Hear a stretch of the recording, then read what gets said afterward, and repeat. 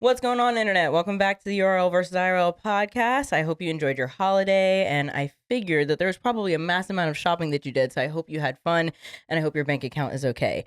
Since we are currently still in the spirit of giving, or at least I would hope so, because it's literally only been a couple of days, I figured that I would give you guys an episode that I know you are all going to love, because we've done something like this that was really similar before.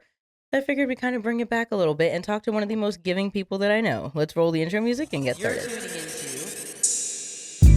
into URL versus IRL, hosted by Bree Lynch. What's going on? Welcome back to the podcast. Hello. How are Casey we? How are we Joshua. doing? We got an old co-host and a new co-host. Ooh. I know, right? Oh my God. Yeah, I'm very excited. I was very eager to be on this episode, considering that I did the production on the first one. Yes. And I felt like I had so much I wanted to say or I saw you chime in audibly on. gasping at points through that could literally episode. see me reacting to everything you were talking about and everything the rest of you guys were talking about, and I was visibly shaking my leg. I was like, I need to say something. Literally, I was like, you guys, I saw your head turned the entire episode. I was and breaking my I neck. have to allow him to. I was jump breaking in my on neck this. every single chance I had. Yeah, And if really you were. don't know what we are talking about, Yes. we are referring to what episode number was it? episode 10. Episode 10. It was the episode titled "Social Workers Are Not Baby Snatchers." Yes. If you have not listened at this point, go back and tune in. Yes, It is well worth your time. absolutely well worth your time. And since I know that you had so many questions, I figured that we would do a podcast today where you get to ask all the questions that you wanted to ask about. the Yeah, social work and podcast. realistically, it wasn't even perplexing enough to say that I had a enormous or an abundant amount of questions, but I had so much there were so many other things that I felt were left out that I feel like we didn't talk enough about. A lot of that being inherently the things that were happening to you in your own personal life, like putting yourself through this scope of social work.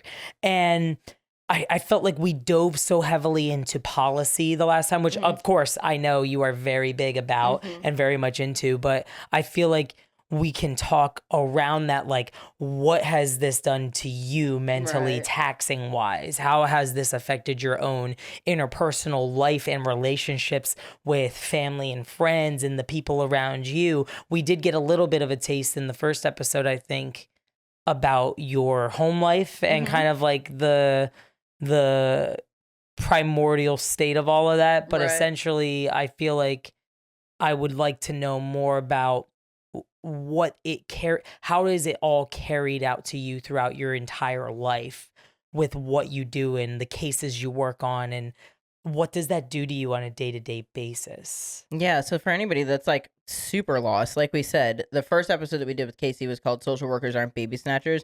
It was episode number 10, and we got into a really deep dive of what you do for a living, which is social work. Right. And so I figured, since you're now a new co-host, for anybody that's currently tuning in, it might be nice for them to kind of get to know you even a little bit more and give Josh the chance to ask all of his questions that he had Yeah. for that. But you just did something super cool this week. You want to tell us about it? Oh, Yeah. yeah. I Oh my wanted to talk about that, gosh. and we would love to hear It about was that. a really, really big week for me. So I'm in grad school. I am a master's of social work student at Temple University. And I'm doing my internship at my place of employment. To get your master's in social work, you need to do 2 years worth of internships. Mm-hmm. And there's this concept in social work. They call it, there's a big difference. It's micro social work and macro social work. Okay. When we talk about micro social work, we're talking about that direct service, your one-on-one interaction on a client-based level, families, communities. It can be very direct service provision. When we talk about macro social work, we're talking about the larger things like the designs of programming, legislative and legal and political movements, policy writing, policy analysis, like all the big behind the scenes vehicles of change, I want to say, come Okay. through the macro social work. That's big scale things. Gotcha. And that's been something that I've constantly been kind of perplexed about what I want to do, is because next year I have to decide whether I'm going to stick with a purely micro clinical route Okay. or if I'm going to take my education in a macro route. But through my internship, I've been getting a lot of really good macro experience. So I was invited to join a coalition that is called Philly Homes for Youth and represent my organization in that coalition. So what that coalition is doing is a bunch of agencies and organizations, educators, advocates across the state of Pennsylvania who are organizing to bring awareness and to advocate for funding and services to support students that are experiencing homelessness. So part of being in this coalition is, strategizing meeting with city council. We got to go to city council and speak with them. Nice. Planning different summits and events and trying to find streams of funding and how we're going to present certain issues to certain people in power. But we went to the state capitol in Harrisburg for Red Shirt Day, which is a day to bring awareness towards youth that are experiencing homelessness in the state of Pennsylvania. And we sat in on the House of Representatives Child and Youth Committee hearing, which was specifically dedicated towards youth homelessness. There were 3 leaders from our coalition that spoke at this hearing for the House of Representatives. There was a big press conference after, and then we had a bunch of legislative hearings scheduled where me and a few of my other coworkers and colleagues were meeting with staffers of different House of Representative members, different senator members, where we were meeting with them, specifically the people who are at the head of appropriations, the Appropriations Committee, to try and kind of lobby to get budgeting for these programs. This is literally so official. Like, you're so important. I've never felt like more of an imposter in my life, though. Really? Why do you feel that way? I mean, it's so cool that you got to go there for that specific purpose, because to my understanding in the social work aspect of life, well, you probably already know this, but social working, which I didn't even know, is becoming like one of the most rising career fields in the United States. Like, I'm in a completely different career objective in life with cybersecurity. And I thought that was a realm that was up and coming, because obviously tech is always changing. But I saw that social work was the next big thing, that it's one of the fastest growing jobs in the United States and becoming more in demand. So seeing that adjacent to that, one of the biggest things that they're dealing with is homelessness in youth and in general, and the opioid crisis as well, to my understanding.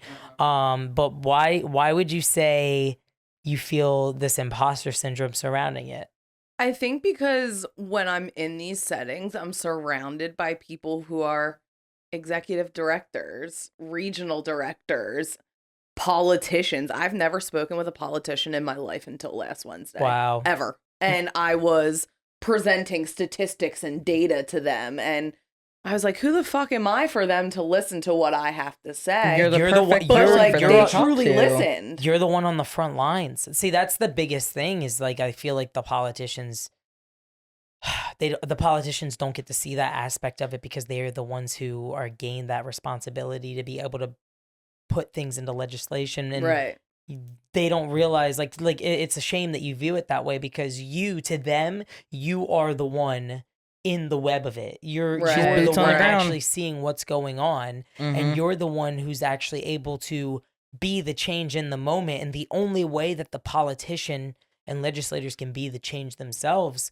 is to enact the exact thing you're trying to fight for. Right.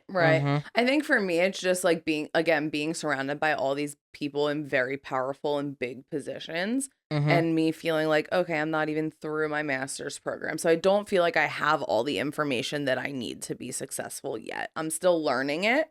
But then I also think of my age, and I'm like, I'm 27, this is the big dance, and I think just the scope of it all is intimidating to me. But at the same time, I felt no anxiety in doing it. Good. And it's and I'm such an anxious person socially. But you know what? It's because I think you have such a love for what you do, and more so you have such a passion for wanting to provide better care and resources and application to these people in any way you possibly can. And I Right. feel like that's why you were able to kind of let a lot of the like nerves dissipate when you were there, because I can understand that sounds terrifying. When Yeah. I saw you post about it, I was like, no fucking way. Like, That's why I was like, it's a perfect I time to do literally the couldn't believe it. podcast Like, right you now. made it seem so casual the way you posted about it Right. until I actually saw, I think, your mom repost about Yeah, you going on Facebook. Yeah, I was like, I think your only iteration of it was on Instagram stories, and I was like, she went to the fucking Capitol building and just posted it like this, like nonchalantly. Yeah, I mean, because Crazy. like that's just a Crazy. part of the job. I feel like Yeah, It is. and it's a part of the job that I really want to get more into because I feel Mhm. like it feels, while yes, being on the ground, being in the streets, and knowing that I can see the real direct impact I'm making on humans' lives Right. Mhm. is amazing. Yeah. And I've always wanted to be someone that can make an impact on people's lives. But I've always felt so frustrated by the systems I'm confined by. And to the Mhm. point where like I've always said like working within the system to change the system is never going to be the answer. Like I need to be in a position where I'm around these people of power. That's where Yeah, these yeah. decisions can be made. That's where that change is generated from. And I do feel proud of myself because I'm finally like, okay, I'm in the spaces and the arenas where I want to be. You should feel proud of yourself. Do you Yeah, absolutely. think that? Do you, I guess this might be a tough question to answer, but do you think that working around these people of power is the only possible way to see that change put forward? Because I know you work in harm reduction and Well, everything. I Like feel that's like and that's only no, one no. facet of what you do. I think in the facet of what I'm doing for my employable living, Yeah, as yeah. far as like child welfare work, working with homelessness, like, yeah, the way that policy and legislation, policy, and what goes on in politics directly has an impact. Like Yeah. that money, because like for an example, the money that has been funding 3 programs, there's programs in Philadelphia to support students experiencing homelessness. And we created these programs based off of funding that we got from the American Rescue Plan out of COVID. So it was federal dollars. That money is set to expire at the end of December. So without the state funneling and distributing money towards these programs are going to cease to exist. And they're gonna probably just allocate the remainder of that money. So like I think in other the areas. right. So I think in the sense of big time programming, yes, you need to be involved in policy. Like Yeah. Mhm. and policy is where everything that we do comes to fruition. Yeah, Like yeah. everything that policy is, like everything that policy says directly shapes how we carry out our jobs. Mhm. Do I think it's the only path to making a change? No. I think now, specifically in this point in time in our social climate, now than ever, we need to look inward at our own communities. Yeah. Given the state of politics, of the social climate, of what can potentially be at risk to change and go away over the next 4 years, the shape of social work is going to have to change because we're not going to necessarily be able to rely on the government and federal funding to make these changes that we want to see. We're going to have to take care of our own fucking communities. I 100% Yeah. believe Like that. mutual aid, community aid is Yeah. looking inward to take care of your own people is going to have to be paramount over the next 4 years now more than ever. Because I'm telling Mm. you, in the next 4 years, I agree to that. I think in the next 4 years, we are going to see the federal government turn over a lot of power to the states. Right. And that, to a lot of the listeners out there that don't realize the detriment that causes for the country, it really puts a lot of bottlenecks in how legislation can get carried out between each of the states, and especially since so many states, we are in such a divisive time in the country right now. And I'm not speaking for the world in general, but specifically for the For our United country, States. yeah. And for Yeah. our country, it's just never felt more divisive. And now it's just going to be more important than ever to rely on community resources of any Right.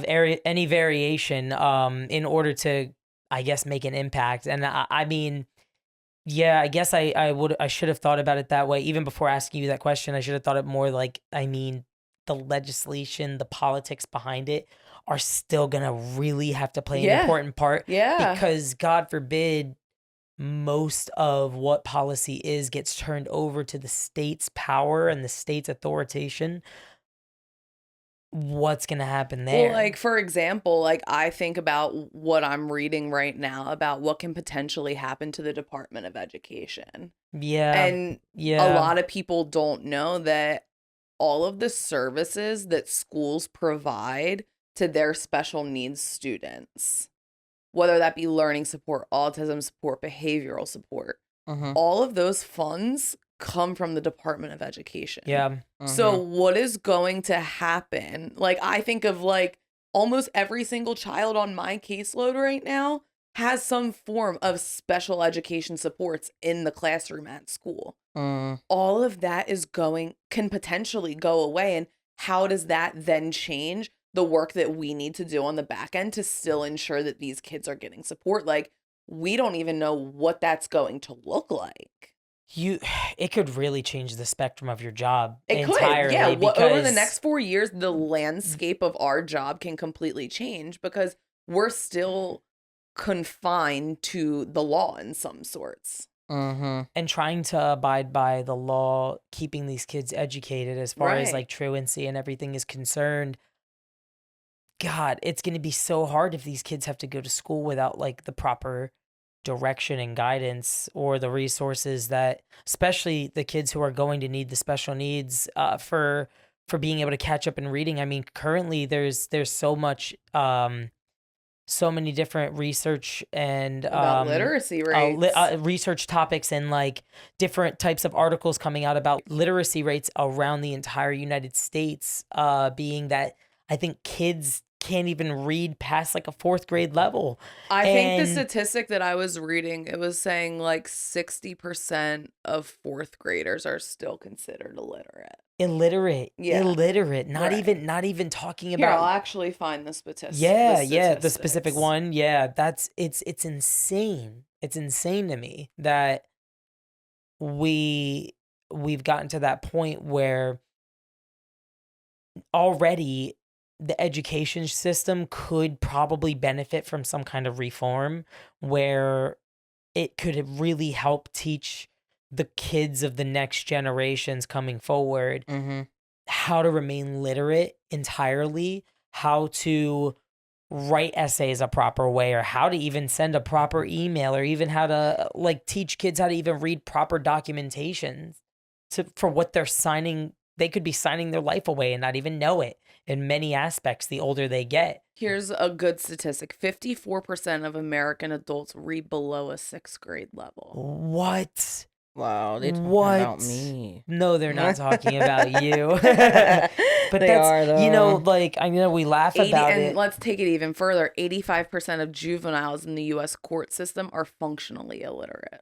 Functionally Functionally illiterate. illiterate. That- 34% of 4th graders across our country have below basic reading levels. And see, this is what I'm saying. Like, your job, not only has it never been more important, but it's about to see a big change. Right. Yeah. It's about to see probably a big avalanche coming your way. Yeah. I couldn't even imagine. I couldn't even imagine. I think leading up to it, when the original podcast was done about social work, and trying to break down a lot more of the social stigmas and schemas, Mm-hmm. we didn't even really talk about the election so heavily, and I don't think we're going to talk about it a lot, like a ton today, but I don't think I actually sat back at that moment listening and realizing like all of the different things on the table and at stake for your career field, and like how that's going Mm-hmm. to change dramatically. That could change dramatically overnight. Right. depending on the specific policy put in place, especially if the Department of Education gets dismantled Right. entirely. How does that make you like feel? Like, do you like, are you like nervous? Like, do you like, I don't know. It makes me feel the unknown factor of it Mm-hmm. makes me anxious. Uh-huh. It makes me feel uncertain. Mm-hmm. Do I think I will always have a job? Yes. I Yeah. believe Do that. I think that I will always have a job because things are going to get vastly worse? Yeah. Yes. Yeah. Yeah. And that's a really unfortunate thing to come to terms with, is like, I know I will always have a job because people will always be in a really fucking bad place. Yeah. It's kind of like, it's kind of depressing. It is depressing. Like, I mean, it's just like, you know, some people in the social work world, like, say, like, you know, if you're a foster care agency, Mm-hmm. our agency is in existence as long as children are getting taken from their homes. You know, like, that's how these agencies stay in business. But like, I know I will always have work because this country is always going to oppress people, Mm-hmm. is Yeah. always going to create climates where people cannot reach success, cannot reach independence, cannot reach the capacity to build a better life for themselves. Yeah. Certain people, I think our system and our country is designed to keep large groups of people down so that one group of people that are deemed more desirable can make it to the fucking top. Mm-hmm. And my job is to give that voice to the people at the fucking bottom. And I think like that ties back into the election that we didn't talk about in the last election. And like, I think about this election specifically, and like, none of what I did in that polling booth was about me. Right. Yeah. Yeah. 100% of my vote was for the people that I work for every single day. Right. Yeah. Right. And that is where, like, I think I have to focus, like, Mm-hmm. my efforts. Like, yeah, I need to take into consider, like, what these things can mean for my personal life. Mm-hmm. But I know the reality is much larger and much more dim for people that are not like me and Yeah. people that are like my clients. Mm-hmm. So I think it's kind of disheartening. But I also feel that I'm so jaded from the past 8 years of political and social climate that I've seen that, like, we know it's going to be an uphill battle. We know that people aren't going to give a fuck about the work that we're doing. We know that people aren't going to give a fuck about the issues that we give a fuck about because our country largely doesn't give a fuck about human decency. That's so fucked. Mm-hmm. That's so just what fucked. it is. Like, our country, like, we walk through the Capitol and we're talking, like, in this committee meeting, this hearing, we were talking about needing money to continue this funding for these programs to support youth homelessness. And one of these old ass white ladies that was on the fucking committee, she's a House of Representative member, says, well, I don't necessarily think that money is the answer to all of this. Maybe we just need to have more open conversations. Bitch, that's what we're here doing. We're here Yeah. having the open conversation. What we need is fucking capital. Yes. That's And so I think that's where frustrating. there's such a disconnect, is because we are on the ground experiencing these real life issues, and then we bring it to people in political power, and they're like, y'all don't need the money. What do you mean you need money? Like, It's for like what? it's a weird form of Mhm. rhetoric. It really is, because it's like you say we need to have more open conversation and diverse conversation, but when you need to talk about the specific group of people this is fucking affecting, It's not affecting them though, so they're not gonna give a fuck. correct, exactly. That's my point. It's like it's not affecting them, but it's like you say we need to. How hypocritical is that of you to say that we need to be having this conversation, but you're avoiding it? Yeah. Yeah, You're avoiding it's this essentially conversation avoiding completely. it by saying it doesn't need money. avoidance. Like, Exactly.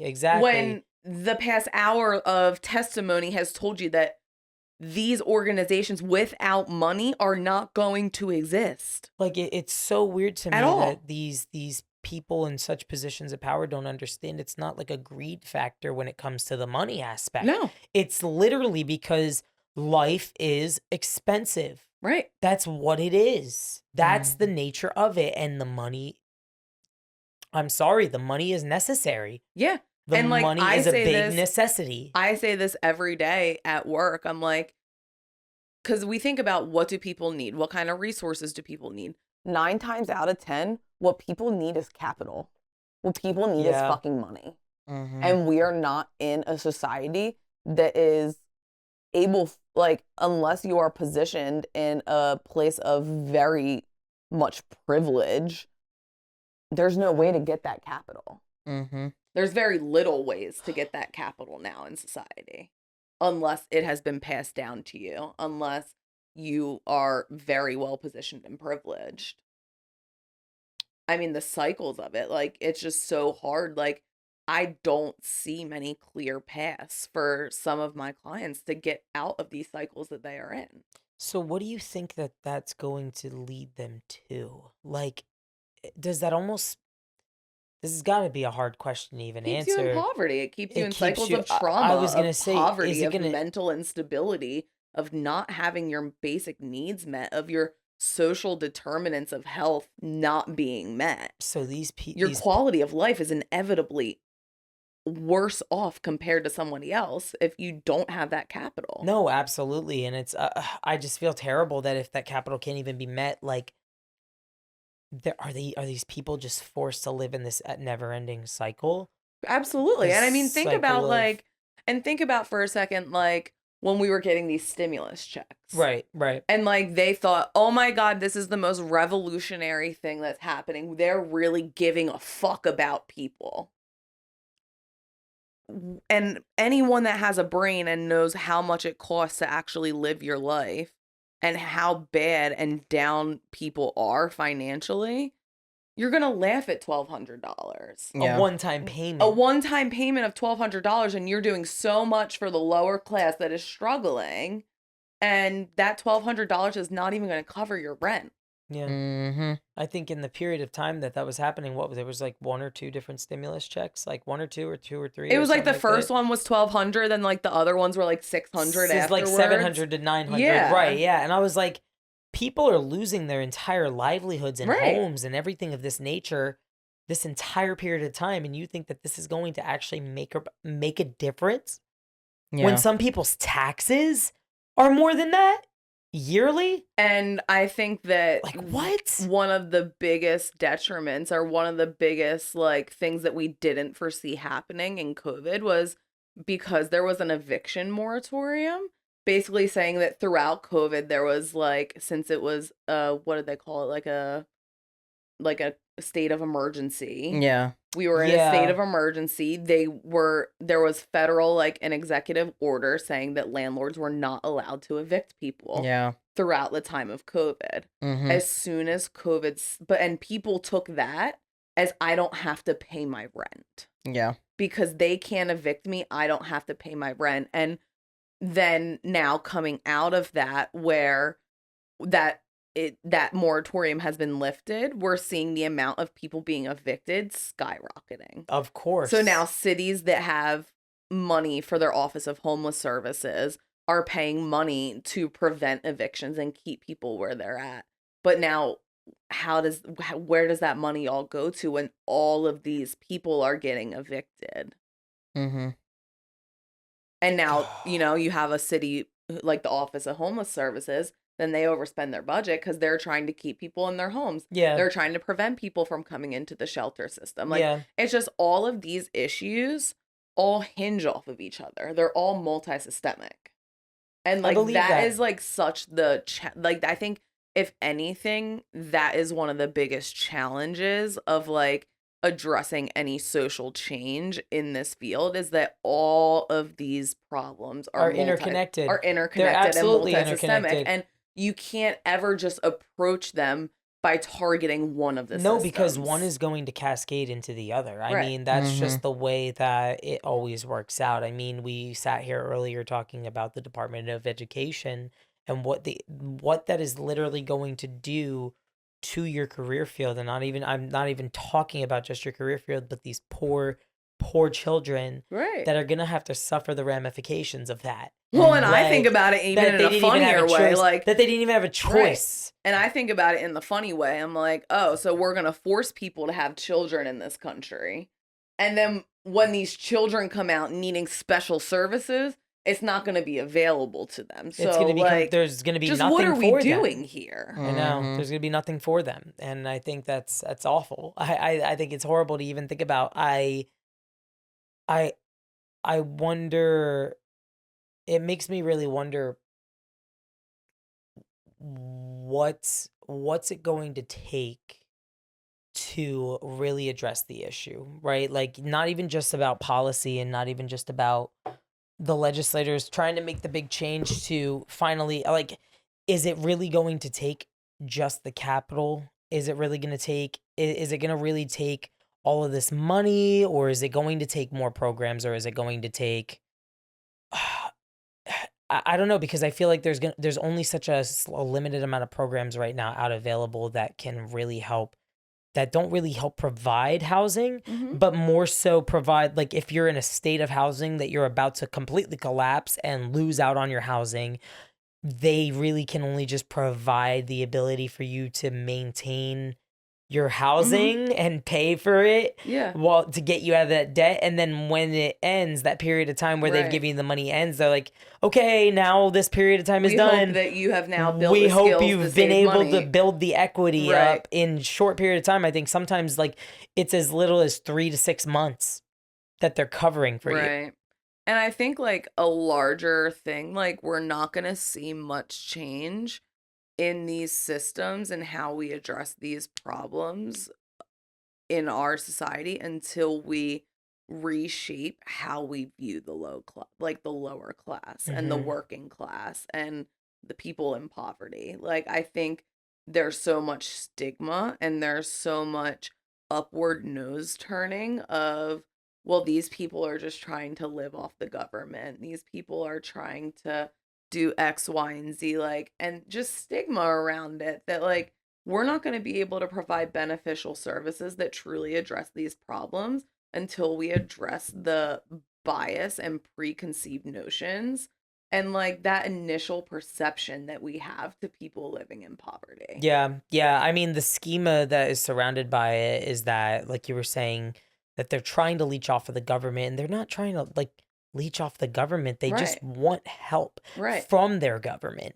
And that's all they're expecting, because the government has these programs in place that Right. say, We're we gonna will help help you, you, but now and when we you can accept help you. help, we're gonna But shame you now, for but it. now when you're trying to ask for help, here's the shame. It's just like if you need to apply for unemployment, and they make this program of unemployment to be like, okay, if there is a period of time where you're unemployed, we will pay you X amount of wages from the money that was put into your paycheck, and we will let you have that. But then they need every amount of evidence from you, and I get that there's certain security aspects behind that, but they need so much from you Going to through even just unemployment was the worst process ever. I've heard Mhm. that so many different times. I myself had been on it in one period of time, and, like, it's the worst fucking process ever. Yeah. And here's It's a maybe not a radical concept, but like, I believe that if I'm a tax paying citizen and I'm paying into all this shit out of my paycheck, when it comes time that I need help from the government, I'm going to milk those motherfuckers for every dollar I can get. especially if it's a system that has constantly put you down. Exactly. I want Like, every bit I can get from I- those motherfuckers if you've never given me anything fucking good in my Well, life. they've been taking the money out of our paychecks anyway. So if I'm Right. paying into it, then why are you making it so Give me hard the for me shit to that get I'm my money? entitled to. Yes. Don't make it a fucking all these hoops that I have to jump And through. everybody that does go on unemployment, like, there's a certain amount in your account, and that's it. And then once you run out, you run out. So, like, that's the money that you have paid into this because you've been employed for this much time, and they've been taking the money from your paycheck every time. So it's your money still. It was just the money that they immediately took from you as a Right. I percentage. like remember I was unemployed for like, it's so funny because like I got fired from a job in March and I filed for unemployment in March. I had a new job by May. Mhm. I had new employment before I ever received $1 from unemployment. Yeah, and they take wow. forever. They take Wow, they do forever. take forever in a fucking I day. had to go to a hearing to prove that I was looking for a job and like come with receipts of like I'm doing X, Y, and Z. They ask you Here's for all the receipts every week. applications. They ask you for receipts every single week. Right. And They're I'm like, like, where have you called? Who have you tried calling? This and that. Like, yeah. Yeah, and I was like, why do I have to do all this to get the money I'm entitled to? Give me what the fuck I deserve. What you've been paying for all this time. Right. Yeah. And like I think that there's such like oh, if you accept anything from the government, like you're less than. There's this huge misconception that it's looked at as a handout, and it's like Right. that's not money you're entitled to, and Right. and then everybody's like, oh, well, you just act so entitled towards it, and it's like, but why even call it like an entitlement Right. if I shouldn't be entitled to it? Exactly. Like, don't tell me it's an entitlement to the money I'm getting taken out of my paycheck from the job I was working at the time. Right. Yeah. And then say I can't fucking get it. Yeah. Leave me out of it. Leave me alone on it, you know? And it's so funny because I see so many of my clients like uneligible to get unemployment because of whatever circumstances of not working somewhere long enough. Like the circumstances of leaving their job not qualifying them. And like, they're probably shamed for it. yeah, oh, absolutely. They're probably shamed horribly for it. And that makes me feel so terrible. Like that we don't have anything that's making them feel more secure or safe already put in place. Like, what are they going to do? What are they going to be meant to do when they don't have anything? I mean, your career field already sees so much with the rise in homelessness, the opioid crisis. Now you're going to have to deal with education. Mm-hmm. You're probably going to have to deal with more waves of unemployment too. Unfortunately, yeah. That's gonna. I see we're that going on the to- rise as well. And the biggest thing to deal with out of everything amongst the rise of all of those things that you mentioned is just the sheer weight of people not being able to afford to live in this country. Like the amount of clients that I meet with on a weekly basis, and we have to go over their income and everything. And like they're reporting like $1,200 a month income and they're trying to support 3 kids. And I'm like, and I'm like physically aching. I'm like, how, like, I know I'm poor, but like, how are you managing? Right. I don't remember if you talked about it on the last pod, but I think you brought it up in conversation that we had off the mic, about one of your clients who has like a really good job too in tech. Yeah. And like that, and then you're like, they still are like having a very hard time Right. making ends meet. And it's Right. like, really? Yeah. Even some of the people out there that are making the most of what they can make, they Yeah. can't even stack up to some of the top 1%ers even. Mm-hmm. Like how the hell is that even possible?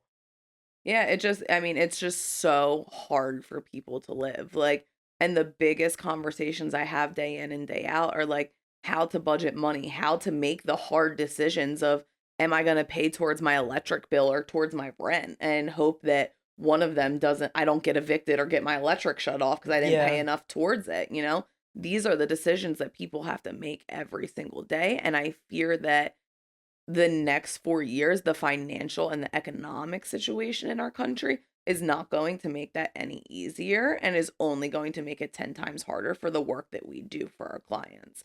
Because we're only given a certain amount of budget to be able to help people every year. I was about to Yeah. ask, kind of piggybacking off of you just saying that, do you fear that that's going to start to eradicate your job more? Like eradicate positions within your career field more within the next 4 years? Do you think that maybe this might seem like not something you can talk on, but maybe it is. Like, do you fear that like government agencies, federally or statewide, would possibly lean toward not relying on social workers, or do you think that that's actually going to be something that's going to be a constant? Because earlier you were saying that no matter what happens in what direction, your job is safe, and I totally agree. I feel like your job is more necessary now than ever, and I feel like it's always been very necessary. And I think it's going to become increasingly more necessary. I think that social work is not going to go anywhere. Okay. Because I think things are going to get so truly bad. And what happens when things hit the fan and all of those smart hoity-toity business people in the room don't know what the fuck to do because you're dealing with humans. I really hope these agencies in play can really sustain to afford that for you guys. Right. I really hope that they can budget that out for you guys, because I can only imagine what does a typical budget for you guys look like? So I actually went through my budget for my program a few weeks ago. So my program is contracted by the Department of Human Services. Okay. So we provide our services and then we submit an invoice to be reimbursed by DHS. Okay. Our budget has to be approved by DHS. So that's the money that they give us every year to operate our program. Our budget is around $1.7 million, with about 80% of that going towards just salary and benefits. Wow. So, like, to put a scale to that, we have a discretionary fund that we're able to use, and that discretionary fund is renewed once every fiscal year. So it's almost like how the government has like appropriated versus non-appropriated funds. Right. Yeah, So, like, yeah. we have a discretionary fund where, like, that's where, like, people that need rental assistance, like people that need their back rent paid, people that need their utility bills paid to avoid a cutoff, people that need first month security to get out of a shitty housing situation or because they're being evicted. We only have a $35,000 cap on that for the whole year. For an entire year? For an entire year. And that's split amongst In the how month many of people? August. And how many people would I you get- say is in that influx of like being affected by So that? to put this into perspective, Yeah, please. I get about 80 cases a year. Holy And that's just And you as an intern, that's just one me. person. I'm one of 4 people in my program. So I'm one of 4 social workers into my department. In the month of August, with the amount of cases I had that needed rental assistance, I submitted 5 different applications in total, which amounted to probably $20,000. Holy shit. That all got paid, but now fiscal year is July to July. Yeah. We're in now November, and we are at pennies of our budget to help people for the year. Yeah. And It doesn't get renewed. It's still 8 months away. 8 months away until your fiscal year ends. That is absolutely fucked. Because I But, like, know that's all we're allotted. Wow. When, Wow. first month, last month, the security deposit for one family could be $5,000. Yeah. What we need is capital. Yeah.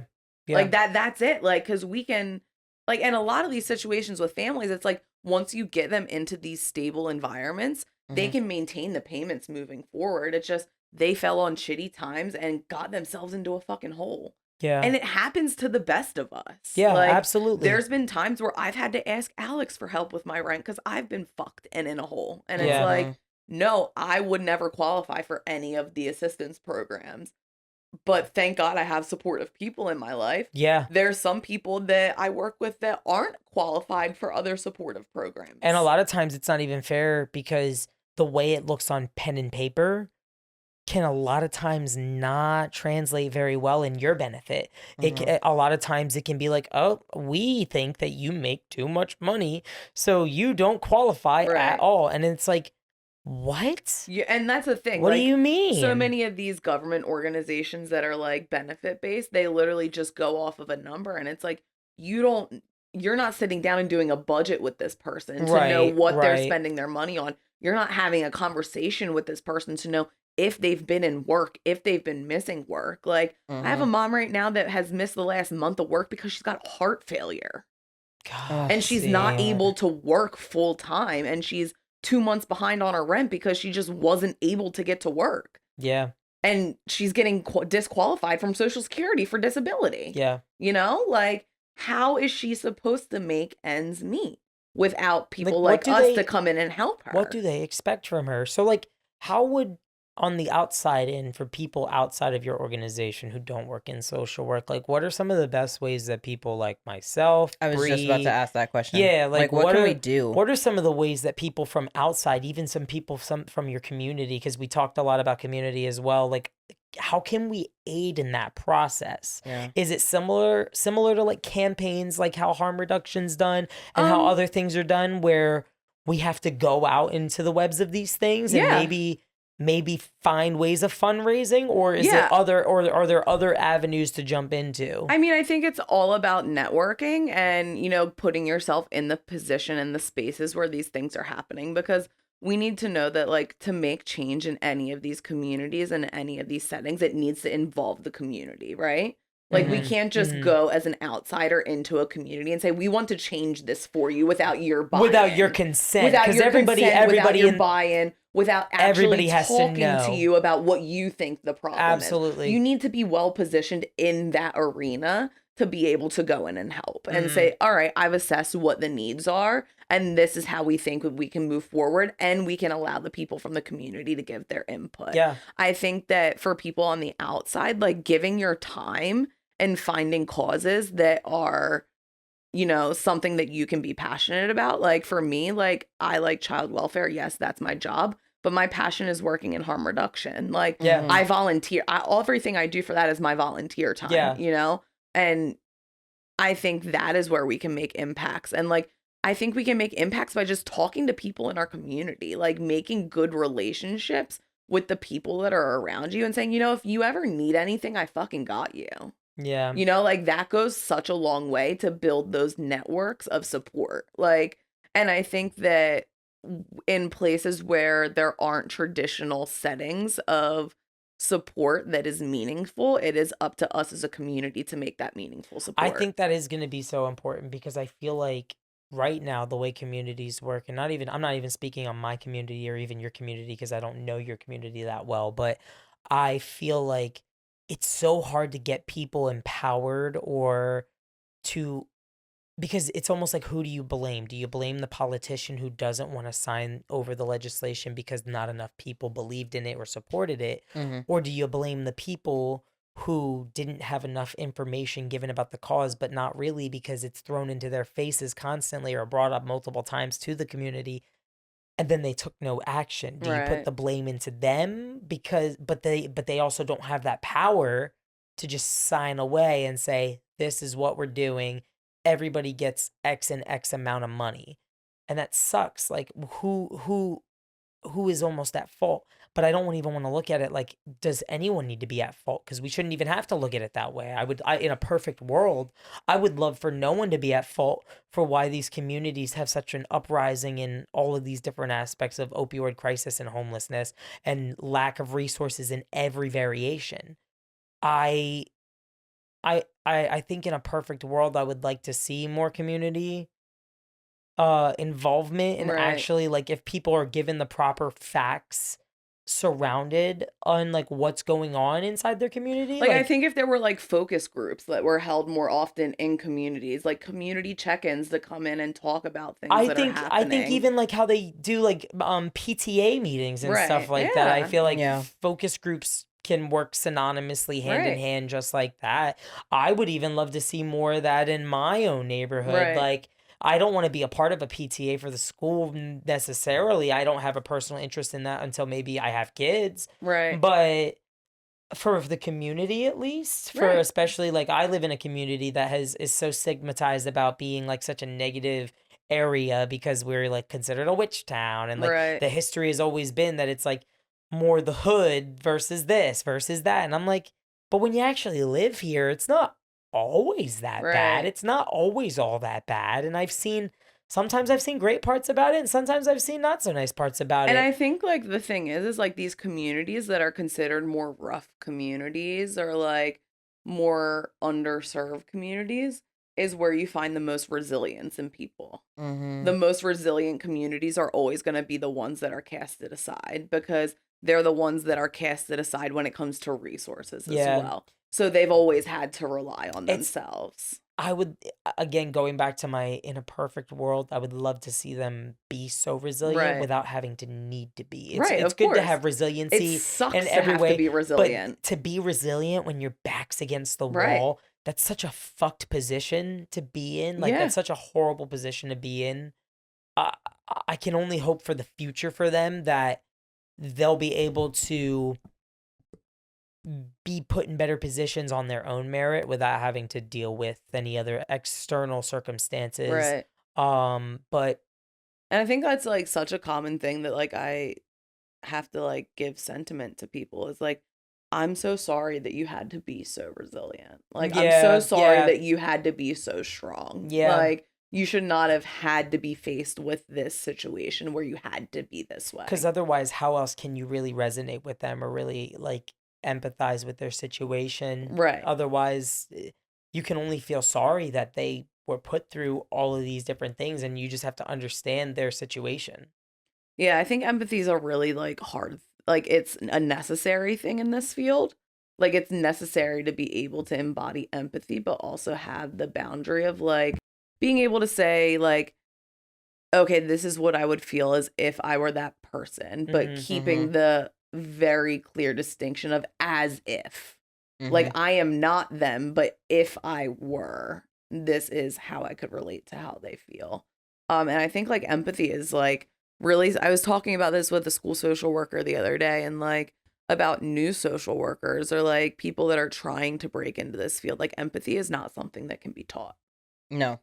And that is something I firmly believe, like being able to have an empathetic like approach to people, being able to be an active listener, being able to approach people in a non-judgmental way is not something that can be taught. I love hearing you talk about empathy this way in your career field, and I loved it even more when you were talking about it in your first episode talking about your job, because I feel like the internet's perception of that is you guys don't have that.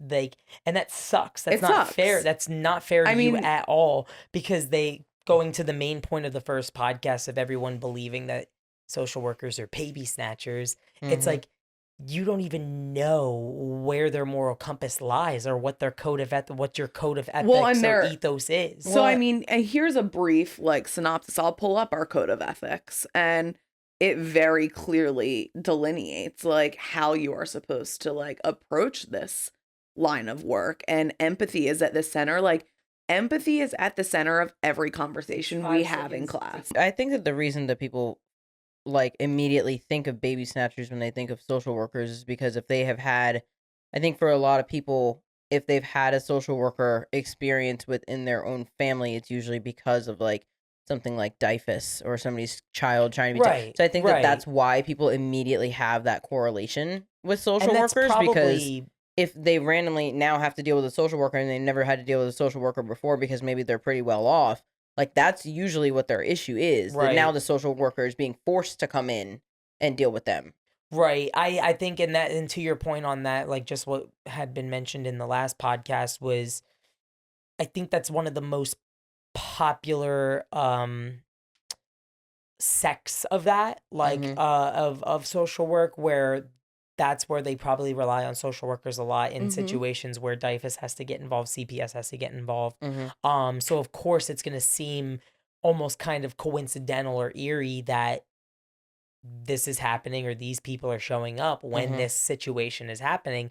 But we just heard over the last 56 minutes to an hour about how there are so many different other subcategories of the different basic needs that people are needing to meet and are not getting met on a day in day out basis constantly. And it's crazy to me to see the internet's Well, I feel like perception of that. well, that's why I feel like people connected with the original episode that we did with Casey so much, is because a lot of people had no fucking clue. Right. They had no Yeah. idea. Like they were like, "Oh my god, I've never even heard of half of this Yeah, shit before." Because and- if you haven't had to personally experience it and deal with it, like how would you know? Like I didn't know any of that If shit. you've never needed a Right. social worker in your life, you're not going to know what a social Right. worker does. Right, exactly. Right. Yeah. And I didn't even have to, like, and I only felt like I correlated and or resonated with everything you had been talking about, because I'm not going to dive too much or go into too many details about this, but in my own personal life, I was dealing with, well, my family and other people around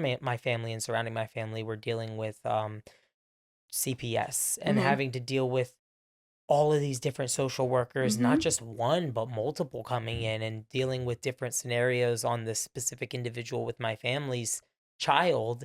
And that's why people have that perception of social workers, because suddenly a family maybe like yours that hasn't needed a social worker before, we got now interrupted suddenly very fast. yeah, suddenly the social worker is like intruding and now taking over this whole thing and like having to, for the best interest of the child. So like I think that that's probably why that stigma exists to so many people. But I was glad that I didn't have such a horrible, like, maybe to this individual in my family, Mhm. it looked like the world was out to get them, the social worker was out to get them, Mhm. whatever the fuck it might have been. But Yeah. like to me, watching it happen from the outside in, I feel that I saw it, obviously the complete juxtaposition. I was completely on the opposite end where I was like, I can see why they're here. Yeah. I understand why they're here.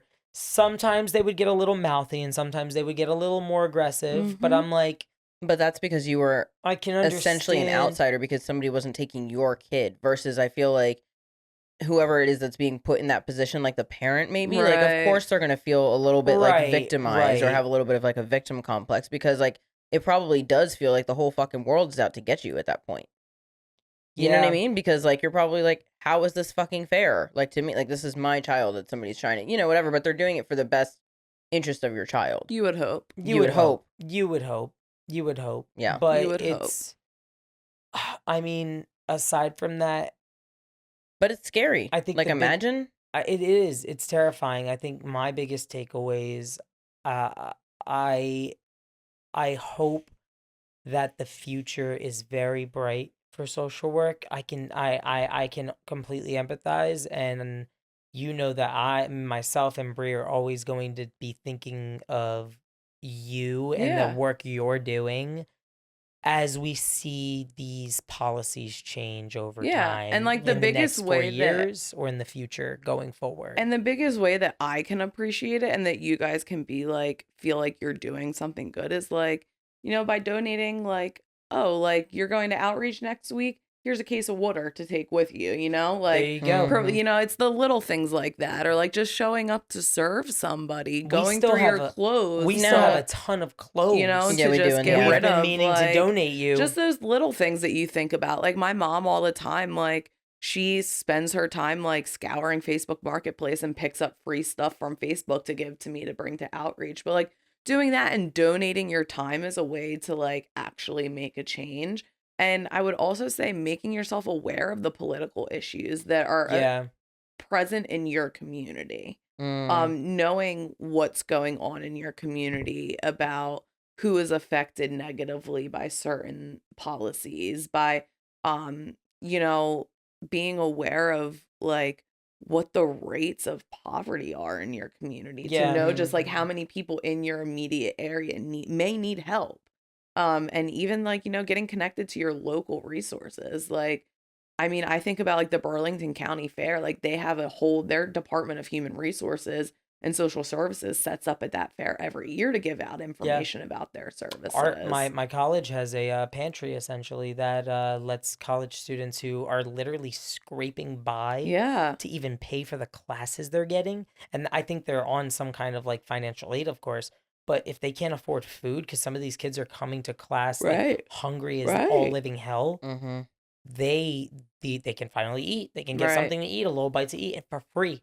For Yeah. free. Well, I All was they gonna need is that say, student ID. since we're in the holiday season, what do you think is the most immediate way that people can get involved if they so happen to be inspired by this episode? Find a local organization where you can adopt a family, Mm. where you can use, or use your free turkey that you get from ShopRite Yep. or your free ham that you get from the grocery store and give it to a local pantry. Mm. Find a local shelter and see if you can adopt the family that's there, Mhm. or get connected with Toys for Tots and see if you can make a donation. I Mhm. mean, there's families that this time of year is really the hardest time of year for them because they already know that they're in a position where they're struggling. Mhm. And now they have to put on a strong face and make it seem like everything's okay to provide a magical holiday time for their kids. And that's Mhm. hard. I think like a lot of parents push their own feelings to the side to try and hide everything for their kids Yeah. and still push on. And I think parents get left behind a lot during this holiday season. So I think that aside from providing, maybe helping out and donating a family, but like thinking about adopting or taking care of a parent, You know what I Yeah. mean? Like, That's actually really for true. a parent to get something that they need when they've only been worried about their children goes Well- such a long way. Well, it's true because the only thing that we ever really hear about is like Toys for Tots and like Right. donate toys and donate toys and donate toys, but like the parents are also struggling. And, like the Right. parents might not be able to put food on the table Right, during that right. holiday. Or we always hear about just donating canned foods and things of that nature, which is Yeah. fine, perfectly fine. I'm more than happy to do things I like feel like I that. don't even see But that often I anymore. feel like there's got to be other ways to even just put your own touch into it, and maybe even giving the food out yourself, or Yeah. even feeding them, like not just so much the stereotypical Soup kitchen. soup kitchen feel, because maybe they don't even want to be in that area at the soup kitchen. Maybe, and then there you run into the unique situation with some people who don't even have transportation Right. to these resources. You Yeah. know, for a while I was donating to Philly Homeless. For a few years I was donating to Philly Homeless, and I think I just recently stopped. And it wasn't not because I didn't want to continue to support. It was only just in my own benefit financially. Mhm. And I would even try to donate things every now and then to them as well, anytime they would post something on their Instagram if they needed it. So I feel like there's so much more than just a regular stereotypical soup kitchen you could do. And I think Mhm. that's going to be even more important for some of these people, because seasonal depression, no matter what, if you have it good or if you don't, it affects everybody, and it's going to affect the people who are already in pretty horrible positions in life. And But I think even if you're a person with seasonal depression, like doing something good and knowing that you're helping might make you feel a little better just for a second. Always. would love to believe that. Yeah. Yeah, I would really love to believe that. Mm-hmm. But I had a question for you. yeah. Oh. So, have you, in your experience now being in the military, now being out of the military, what has your connection been to like social work or case management? Like, because I know you get an array of services from the VA. Thankfully for me, dealing with the mental health issues that I deal with, um, and because I'm going back to school, the way it works is that I'm able to use like a career rehabilitation type of service Mhm. with school, where I'm assigned a caseworker who essentially helps me do kind of a similar thing. I Mhm. believe they are social workers in their own realm. I believe that is what their job is, from based off of what they've learned in school and studied in school.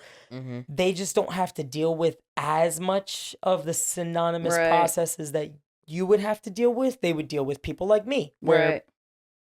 I mean, not saying that I'm by any means not struggling in my own way. I have, I've faced that financial disparity in many different avenues. Right. And these people are meant to help me find the resources that are meant to help me. And that's exactly what they did. And so far, I've had a wonderful experience with them. A lot of times, I will admit, when I say my experience has been wonderful, it's really just because when I set out to ask for the service I'm looking for, they do find me the resource. And the problem I have with it along those lines is that it almost feels like pulling teeth Mhm. to try to gain said resource, Mhm. both on the VA's end. And a lot Okay. of my veterans out there would understand that too, is that if they are working with someone or working in a rehabilitation program or working with some form of caseworker with the VA, or even just trying to get anything done with the VA, they understand that the process feels like pulling teeth a lot of times,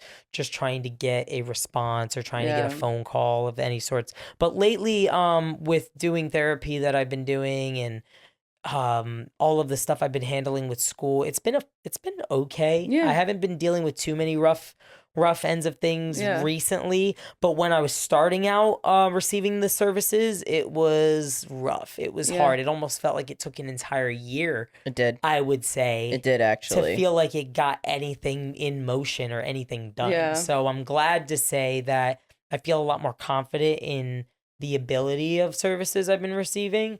So I can't say I could say anything too negative Yeah. about what's been going on. I just wanted to bring that up to make the point of like all the different realms and Of social arenas that workers, yeah. social Yeah. workers are in. Does your agency work hand in hand with VA or veteran type agencies? I No, wasn't. we're I primarily I didn't hear an you agent. talking about it at all, and I Mm-mm. wasn't sure. No, I've really never been connected to any sort of services for any VA anything.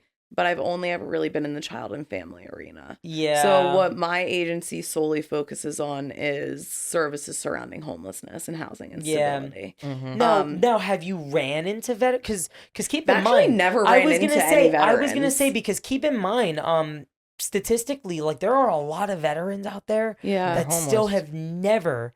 I don't know what the statistic is, but there are a lot of veterans out there that have no idea how the VA even works or Mhm. how to even access their services, Mm-hmm. not even realizing that you just need to Google it and go on the website. Yeah. It's a painstaking process. Well, yeah, I know. It took me forever to even convince you. It's a painstaking process for the veteran mentally to even get themselves to do it, but even to just fill out all of the documentation, it feels like the most mundane thing you could Well, and even I mean, do in and your I feel entire like life. the same thing goes for anybody that's trying to access services. Because I think about the pathways that all my clients have to get to just to get legal representation to maybe get some help with your landlord tenant situation.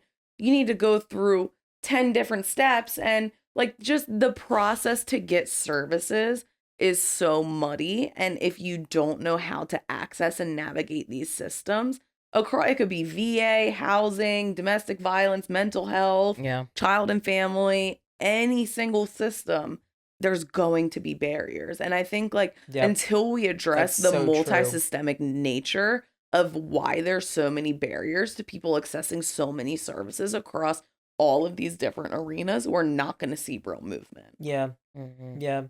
There's too much what is it, noise, like noise in the There's red in the tape. array. Yeah. There's yeah. red tape everywhere. God, it's hard. It's increasing. It's hard because I feel that the only way you can really mitigate that is to basically tear down the establishments That's surrounding, what I'm down for. and I know then that's and then right. having to Let's get that having bitch to the rebuild it. ground. I don't want to sound like a complete anarchist, but for real, that's Anarchy. that Let's go. really sounds like the Let's best way to do go. it, because it almost feels like too many things have gotten lost in translation. Way too many things have gotten lost in translation. I hear horror stories of people's cases even just getting fucking forgotten. Yeah. And put to the side entirely. We need anarchy. We Yeah, need to completely, but I'm also very, very outlandish in my views. I believe in anarchy. I think we need to tear down the whole establishment and rebuild it, because Yeah. the systems that we have in place were always designed to be oppressive. Like, there's nothing wrong with a little order, but at the same time, there needs to be, like, some chaos, too. Like, and when I say chaos, I mean, like... good chaos. Good chaos. Chaotic good. Yeah, yeah. I have a tattoo on my shoulder that says "contribute to the chaos." Amazing. And also an anarchy symbol tattooed on my leg. Amazing. Literally. But like, I am that so like I can believe in the political process while also acknowledging it is not serving us any benefits. Yeah, yeah. The systems that are in place were designed to oppress us, and that's not going to change. There's no reforming you can do to a system that was inherently designed to be oppressive. Or if it's there's no reformation to or that. if it's a complete disguise, or if it's a complete disguise of an agency that's cloaked and daggered to make you believe that they're meant to help you, and then you fucking take the resource, you take the bait essentially, and you've put yourself in a worsened position, right? Because you took the bait. Right. That's just as synonymous as taking out a loan that's apparently going to provide complete financial freedom, because you're taking out this low interest loan. Right. But what if it's like a loan you're taking out for 20 grand to alleviate 20 grand of debt, and then you're paying another 20 grand loan? Yeah. Yep. You still have to pay into that. Exactly. It's like it almost feels like a scam. It's all Yeah, you're like yeah. I mean, a lot of it does seem scammy. It does. It feels weird. It feels eerie. I mean, a lot of it does feel yucky, and I think that goes back to the systems that we have in place. Yucky's a wonderful word for it. It's all yucky. Like, it's all very yucky. Like, I think it's yucky every day that I keep my employment based on people not being well in life. Like, how does that make you feel? Like, how, like, without feeling like you can talk a lot about it, or even if it's like if it's something you don't feel comfortable talking about, do you ever feel like I feel like me knowing you for as long as we've gotten to know you now, I feel like you do it completely altruistically. I do not feel like there is a bone in your body that does it out of selfish gain in any No, kind of no. incarnation. I mean, But I would what do is this it? for anybody, even like I would be this person if I wasn't And I getting paid love for that. it. Yeah. But does it ever make you feel like this internalized rage?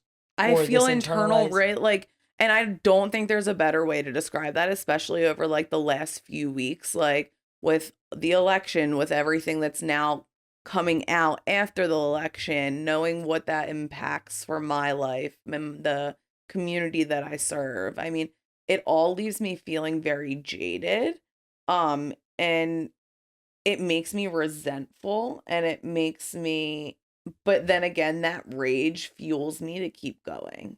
Like, I get pissed off. I'm like, oh, the system's not gonna fucking hold us down like this. Like, we've got to fight back. That's the Like, anarchist in like you. that Yeah, is that's me. Like, we definitely- can't fucking sit back there. And like I said this in one of the other episodes that like me and Bree recorded, like there's a fucking path forward. There's always Yeah. going. It's all about resistance too. And that's what it There's is. You gotta have be to there's gotta resist. there's gotta Like- be a sense of resiliency, and there has to be a resistance. And I'm not saying we have to go and fucking cause looting all over the world and destroy buildings. What I am saying is we have to resist the oppressors. Right. We have to. We have to resist. And with resistance, there can come movement.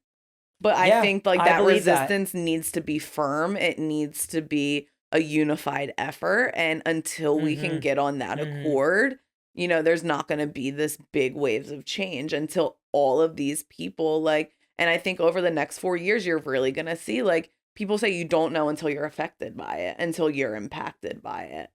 I think a lot of people are going to be impacted by a lot of fucked up shit over the next 4 years that is going to make people really fucking pissed off. It's going to be very paramount that everybody deliberately like thinks unilaterally and is able to actually like band together. Like, again, not to rehash it so heavily because we've been talking about community nonstop, but it's going to be so important for everybody to be able to like make unanimous decisions and like come to a complete agreement. Right.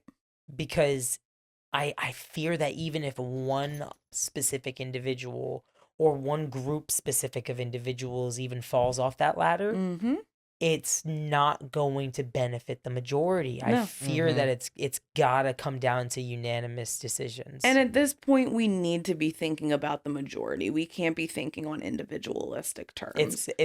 I've been bringing this up to you constantly about altruism and how people need to start approaching things more altruistically, and they need to really start taking themselves out of the equation. I don't think when it came to voting and when it comes to any kind of voting of any aspect or making any decision in your life at any aspect, I don't think there's anything inherently wrong with always thinking about yourself. I think about myself all the time in so many different aspects, and there's multiple times that I don't even keep myself in the equation. And I think that's okay. Yeah. And I think more people need to believe like that and think like that. I stay on that high horse so heavily. I have so many friends in my friend group that think that way, you guys included, and I love that.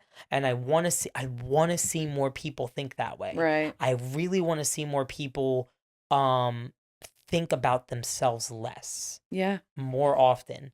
Because I really feel like that's going to be the biggest thing to change the world and shift the world a little bit. Absolutely. And actually, I feel like that's going to shift the political world even further too. I really think so. Well, I think with you saying that people need to start thinking about other people, and that's probably what's going to change the world. I feel like that is a good explanation statement for this podcast. Don't you guys feel like that? Yeah, absolutely. 100%. Yeah. We need to 100%. think about community. I think that's the biggest takeaway is how important community and mutual aid is. Yeah, I agree. Yeah, I totally think agree. if I had to leave anyone on with this thought is to start, it's never been more important now than ever to start looking into the ways you can help the people around you. Look out for each other. Yeah. Even if you are not directly affected by everything going on in the world currently right now, start looking into and start researching what it's going to take to help the ones who are going to be affected in your Right. community. Because next thing you know, you could be the person that's being Because Absolutely. next thing you know, you might see that person one day, and then you might never see that person again the very next day. It might not even take a day. It might even take a few hours. Or you may look at that And- person and the next day you could be them. And you could Exactly. be them. You could be right and there you with could them. be in those exact shoes, and you're going to sit there and wonder why you're not receiving the help that they so graciously tried to come out to you and seek. Right. So I think Not even. Maybe it's just the help that you would have been willing to give, but you didn't. But Right. you didn't. And I want people to take that today, listening to this podcast, and think about that and have that like self-reflection and just take a moment to wonder what you would do if that was the position you were put in. Absolutely. Yeah, or what you would want for somebody to help you. 100%. Damn, let's roll the freaking outro music. Are you fucking kidding me?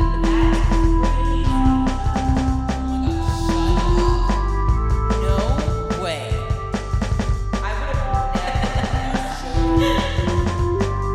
All right, talk to you soon on the next URL versus IRL.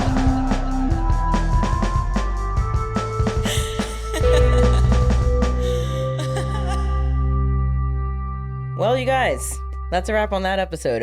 Sorry I didn't participate in the conversation a whole bunch. Like I said, that episode, I was really excited to be able to record that episode because I know that during the first social work episode that we did with Casey, Josh had to produce that episode for us, and he was locked into the whole conversation. I really wanted to give him the space and the time to be able to like ask those questions that he was missing. And I also know how well received the previous social work podcast was.